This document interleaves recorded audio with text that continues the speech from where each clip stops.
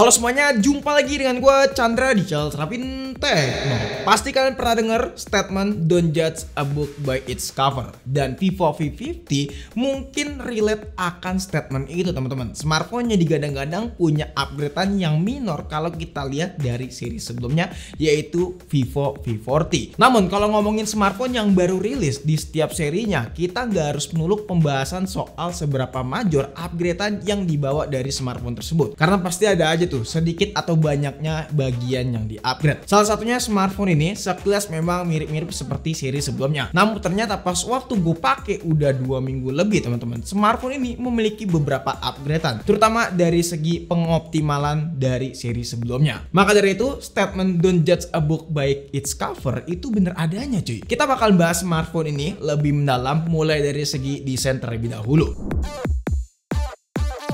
Secara tongkrongan, terutama di bagian layout kameranya, smartphone ini memang punya bahasa desain yang mirip kayak Vivo V40. Namun, kalau kalian perhatikan lebih detail, sekarang layout kameranya hadir dengan ukuran yang lebih besar. Ukuran aura light portraitnya juga demikian nih, sekarang ditingkatkan makin besar. Dan artinya cahaya yang dihasilkan akan lebih terang dan kita bisa lebih leluasa mengeksplor si aura light portraitnya ini. Ditambah secara look, smartphone ini mirip kayak Vivo X200 series teman-teman. Namun ini versi lebih tipisnya. Untuk varian warna dia punya 3, ada yang warna solid black kayak yang punya kita ini, terus juga ada warna blissful purple yang gue yakin para cewek-cewek pasti suka sama warna itu. Terus juga yang terakhir ada hero colornya yaitu warna harmony red teman-teman. Nah untuk back covernya sendiri yang sekarang dibuat lebih glossy nih, terutama untuk yang warna kita pegang ini teman-teman. Minusnya apa? Yap, sidik jari gampang nyeplak teman-teman dan harus sering-sering dibersihin. Walaupun smartphone ini tipis dengan bobot yang mirip seperti seri sebelumnya, tapi kapasitas baterainya upgrade jadi 6000 mAh dan dioptimalkan lagi pastinya, serta fast chargingnya yang udah upgrade juga jadi 90 watt. Ini merupakan peningkatan baterai yang cukup signifikan daripada seri sebelumnya yang cuma 5500 mAh aja. Secara screen on time, waktu kita tes smartphone ini bisa bertahan 9-10 jam dalam penggunaan daily use ala-ala Sadapin Tekno yang cukup lumayan ekstrim.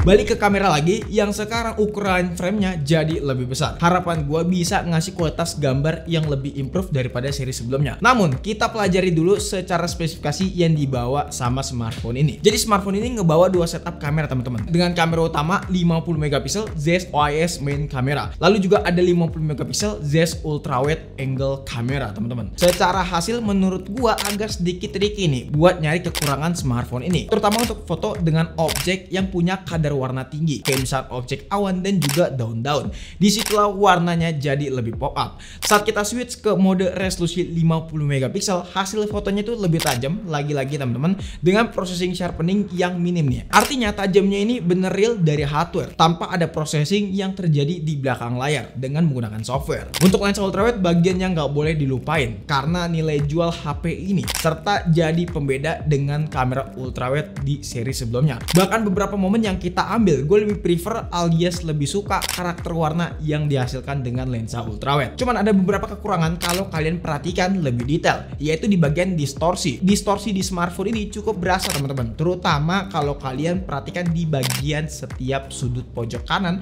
maupun kiri. Buat adanya distorsi sebenarnya bukan jadi halangan. Ada sisi positifnya juga, terutama buat kalian yang pengen foto rame-rame menggunakan lensa ultrawide. Ditambah smartphone ini punya fitur AI Group Portrait Algorithm yang klaimnya itu bisa capture 30 orang dalam satu frame. Jadi mau capture satu RT juga bisa nih pakai lensa ultrawide nih HP. Aura light portrait 2.0 juga nggak boleh ketinggalan karena sekarang ukuran aura light portraitnya makin besar. Otomatis kita bisa melakukan eksplorasi lebih dalam.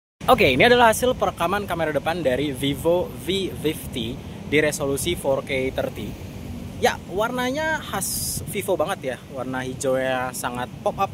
Terus juga dynamic range-nya ya nggak begitu luas juga, tapi yang kerennya adalah dia bisa dimundurin lagi. Jadi focal length ini semakin luas banget karena si kamera depan dari Vivo V50 ini bisa sampai 0,8. Dan kalau misalnya kita bicara kamera belakangnya, karena kamera belakangnya ini ada optical image stabilization, jadi seenggaknya terbantu. Dan juga untuk kamera ultrawide-nya juga udah cukup bagus untuk perekaman video. Tapi yang gue rasain kamera depannya ini dia kayaknya nggak ada electrical image stabilization ya. Jadi pas kita ajak jalan agak sedikit goyang gitu. Cuma balik lagi kita bahas kamera belakangnya. Kamera belakangnya punya resolusi 50 megapiksel untuk kamera utama dan 50 megapiksel untuk kamera ultrawide. Yang keduanya bisa sama-sama rekam di 4K dan 1080 di 60 fps. Untuk stabilisasi oke. Kemudian juga hasil detail juga detail banget. Warnanya khas Vivo banget. Warna hijaunya hijau, warna birunya biru. Kalau misalnya kita bahas audio dari Vivo V50 ini udah cukup aja. Ya, nggak ada bedanya dari seri Vivo V40 kemarin. Cuma ini udah bagus dan kamera ultrawide-nya juga ada sedikit peningkatan dibandingkan dengan Vivo V40 yang kemarin. Menurut kalian gimana? Langsung tulis di kolom komentar. Beralih ke bagian depan alias layar. Secara tampilan masih mirip kayak seri sebelumnya teman-teman, dengan bezel tipis serta menggunakan desain yang semi-semi 3D curve gitu. Base spec masih mirip-mirip nih karena memang di seri sebelumnya udah bagus teman-teman. Jadi nggak harus ada yang di-improve lebih dalam lagi. Secara experience selama 2 minggu gue pakai smartphone ini ngasih kesan yang positif, terutama dari segi warna layarnya ini yang berasa pop up, ciri khas kayak panelnya Vivo. Detailnya juga tajam, untuk menikmati sekadar entertain udah lebih dari cukup. Responsivitasnya juga jadi salah satu penilaian juga, walaupun bukan di kategori yang terbaik, dan ini bukan smartphone gaming. Berkaitan dengan game, SoC-nya sendiri dipakai Snapdragon 7 Gen 3. Mungkin ada beberapa alasan mengapa Vivo masih menggunakan SoC ini sampai 3 generasi. Alasan fixnya memang kita belum tahu pasti, tapi mungkin ini karena Snapdragon 7 Gen 3 masih jadi SoC yang reliable buat dipakai di tahun 2025. Contohnya dari segi benchmark yang kita udah tes di smartphone ini. Dari mulai aplikasi AnTuTu benchmark, di sini skor AnTuTu-nya dapat di angka 814 ribuan ya teman-teman, dan ini skor yang cukup konsisten. Di Geekbench Time juga demikian, buat single core dan multicore dapat skor yang benar-benar konsisten. Terus juga di 3D Mark benchmark real life testnya kita udah tes ya teman-teman, di sini dapat di angka 5 ribuan. Di stress testnya pun juga demikian nih, dapat stability di angka 99,5% dengan temperatur cuman nyentuh di angka 43 derajat Celcius, artinya aman banget. Terus juga di sini kita udah tes buat CPU throttling 3 skenario seperti biasa, 30 menit, 45 menit dan juga 60 menit.